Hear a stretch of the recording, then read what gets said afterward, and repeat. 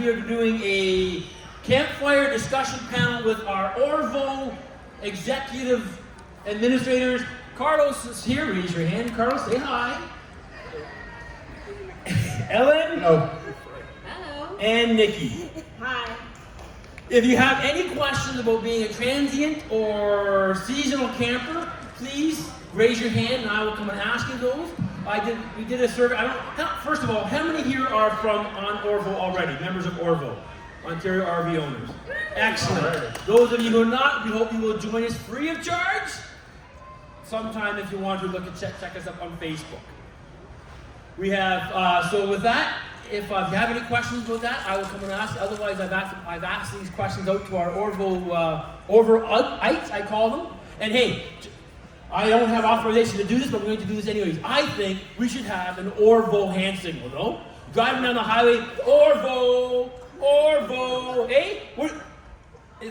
Give me an ORVO. All right, see, we're going to get caught on. So, we're going to start off, we're going to ask our panel, first of all, just some introductory questions. And let's start off with Nikki.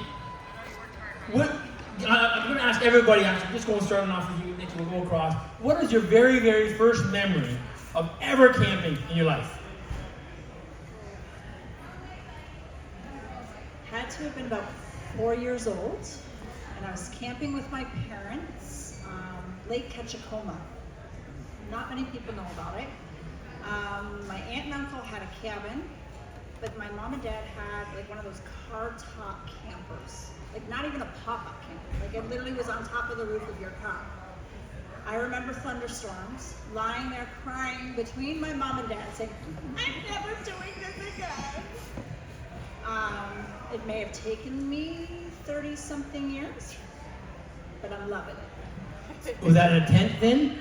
The first time camping was in a tent? It was in the car top camper. Oh, right, yeah, sorry, you It said was like that. on the roof. It's like what people use to actually store like snowboards and skis and stuff like that, right? It was like there. It was a what? Is that what it's called? I don't know. It was on top of that like big parasite. I don't know. Terrified me. What about you, Ellen? I think the first time we were camping was high school, and there were a bunch of us, maybe 12, 15 of us. We thought when we were young, we didn't know. Actually, I'll use yours. Yours is easier. That's probably better. Yeah, okay. We were young. I was in high school. There was about 10, 12 of us, and we thought, okay, we'll just go camping. We'll just put our camping gear in the car, head out to Sauble Beach, and I think it was the Pinery we were at. We went in, and they're like, oh, you have to make a reservation. And we were full. We're like, now what do we do? So we just went off-road, picked a farmer's field, decided to just camp there and really hope we didn't get caught, and we didn't. It was fun. We were a little scared because we're kind of behind a hill, hoping that he didn't come over bright and early in the morning to do his chopping with the hay or whatever he did. And the funniest thing about that is I remember seeing there was a couple in the tent beside us, and he had a very hairy back, and you could actually see the outline through the tent, through the moonlight, of him sitting up with the hair on his back. So it was a fun time, but I mean it was nerve-wracking because we thought we'd get caught. But now we know you need reservations. Yes. Thank you very much for clarifying that. We do not want to encourage pulling into people's backyards or the farms. Now, if you want to do that, there's actually we did that last year. We're just going to jump a little bit. We did some of that last year. You and I in Transient camping. Remember? Yeah. Sorry, Carl. We'll get right back to you in a second. Yeah, last year we did Harvest Host. Scott's my husband, and we signed up for Harvest Host, and we stayed at what did we stay? We stayed at the farm. Yep. That was absolutely incredible. We stayed at a museum, and Your friend's place that was a farm, right? Oh, and a lavender farm. Yeah. Right, with my son as well. So it was Yeah. a great experience. So if you want to camp at someone's back in the farm or someone's backyard, you can do that now through Harvest Host. Don't follow Ellen's example. Carlos. And there's other suppliers as well. Yes. Carlos, what's your very first camping experience? Well, I started pretty young, but I have a different experience. I actually started camping at an Easter Seals camp It was called Blue Mountain Camp out in Collingwood. Unfortunately, it's not there anymore, but we did have cabins that we slept in, but we had excursions that we went on. The property was huge, so we went out in the back of the bush, and we pitched our tents and had campfires, and all of us campers had camping experiences there, and roasting marshmallows, and yeah, that was my very first camping experience. So now, keep the mic there. What is your first RV experience? Well, my wife and I, we're first generation Italian Canadian, so we had zero experience in terms of relatives or parents or anything like that. So we at that time our daughter was 2, and we wanted to find a campground. And anyway, so we took a drive up north. We went through a couple campgrounds. Didn't even step in a trailer. Then we landed in this one really small campground.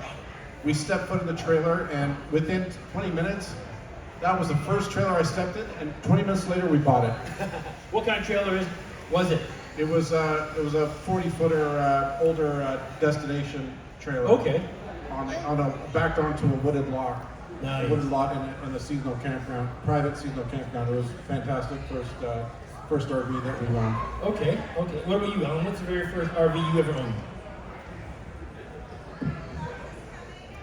The first RV I owned was about in 2012. It was a Sunnybrook Sunset Creek, and my friends were camping in a campground just outside of Oxbridge, and they had so much fun. They said, "Why don't you do this?" And I was a single mom at the time. I didn't think I could do this, but I went to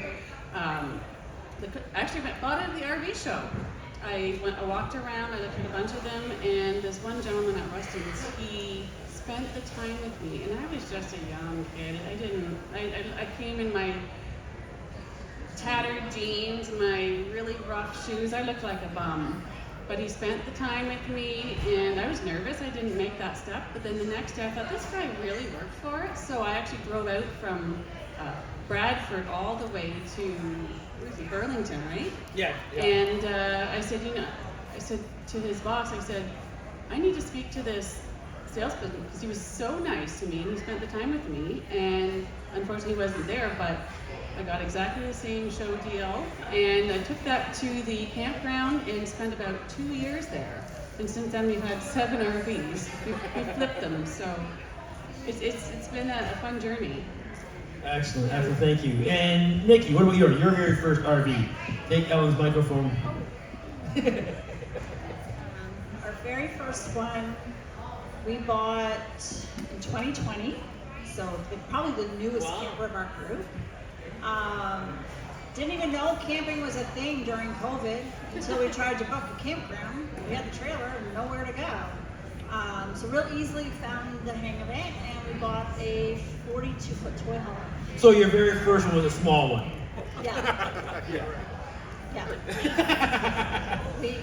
We were old boaters, so we went from a water yacht to land yacht. So that is true. Now, did you? I do know a bit of a story, but you're now seasonal, right? You were transient, you went seasonal, or what are you now? Technically, we are seasonal. Right now. Hasn't started yet. No. But at the end of the season, the day after the season closed, I went back to the campground that we've been transient at. We go twice a year for the last 3 years. Absolutely loved it. So we thought, let's try it. Because we have property at home, so we're able to store our RV. So it becomes my she shed when we're not camping. I still get to enjoy it. But we felt we weren't really getting the use out of it. Okay. Because, pulling a small house behind you is a little intimidating. Yeah. So we're going to try the seasonal thing. So you can answer some transient questions and maybe the beginning seasonal questions. Yeah, the what to look for, Yeah. the how do you explore the options. Yeah, excellent. Yep. And Ellen, what do you do? Transient, seasonal, as if I don't know.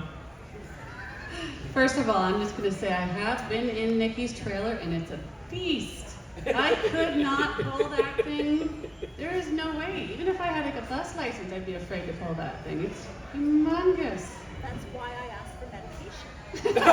That's why she asked for medication, she said. Actually, we're both. We're both seasonal and transient. I started off seasonal, and we were seasonal for a while, and then all of a sudden, like when we moved to Hamilton, we thought, well, let's try transient. So we got a C-class, and it was wonderful, but then we thought it'd be nice to not have to book for a while, so we got a seasonal. And we tried that with the C-class for all of maybe 3 weeks and thought it was a little too small to stay in. So we upgraded to a travel trailer, and then we got a larger one, another fifth wheel. So then we decided we wanted to be both. So we decided to get a 1986 GMC Citation, completely redo it, and now we're both seasonal and transient. Yeah, I'm the fly by the seat of your pants kind of guy. She's the Uber organizer. So when we were doing transient and had to do the all the planning, it kind of fell on her shoulders a lot more. I'd be, okay, it's Friday, where are we going? And she wanted to have that booked for the whole year. So that's kind of why we went back to seasonal, but now we're heading back into transient lifestyle and doing both. And Carlos, what about yourself? Well, we're in our 8th season as seasonal campers. We actually had a good opportunity at our campground to get a lake view site, which actually is now a lakefront site, because we're getting a dock this summer. Nice. And we upgraded to a park model. Actually, incidentally, it looks something like that. It's not the same, but you get the idea. It's something to that with the larger windows, and yeah. So when we get up in the morning, you know, we have a lake view site, and we have a boat there on a dock that we can access and go swimming and that sort of thing. So that's our ideal. We also would like to try transient camping as well. So we'll be looking to that in the future. When he transients, we're gonna crash his house. So How many bedrooms are in that, Carlos? 2, but I can. Is there pitch bunks up a for tent. Nikki and I? We could put a couple monkeys in our shed. So- or a pitch a tent.